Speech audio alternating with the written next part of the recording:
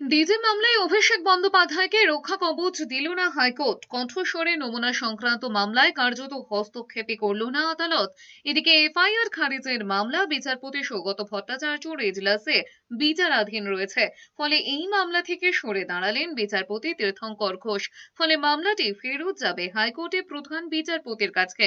তিনি ঠিক করবেন কোন বিচারপতির কাছে মামলাটি ফেরত পাঠাবেন। শুনানির সময় তদন্ত প্রক্রিয়া নিয়ে গুরুত্বপূর্ণ মন্তব্য করেছেন বিচারপতি ঘোষ।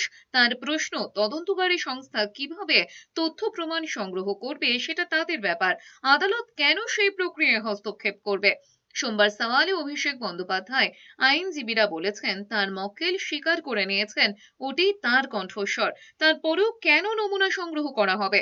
পাল্টা বিচারপতির মন্তব্য, কেউ যদি খুন করে নিজেই স্বীকার করেন তাহলেও কি তদন্ত করবে না পুলিশ? এরপরে বিচারপতি আরো প্রশ্ন করেছেন, যদি কণ্ঠস্বর তারই হয়ে থাকে তবে পুলিশের কাছে কণ্ঠস্বরের নমুনা দিতে সমস্যা কোথায়? অভিষেকের আইনজীবী তখন আদালতে জানায়, আগেই কোর্টের তরফে তাদের রক্ষা কবচ দেওয়া হয়েছিল, সেই শর্তে যে তদন্তে সহযোগিতা করা হবে। কিন্তু মঙ্গলবার কণ্ঠস্বরের নমুনা দিতে বিধাননগর আদালতে যাননি অভিষেক বন্দ্যোপাধ্যায়।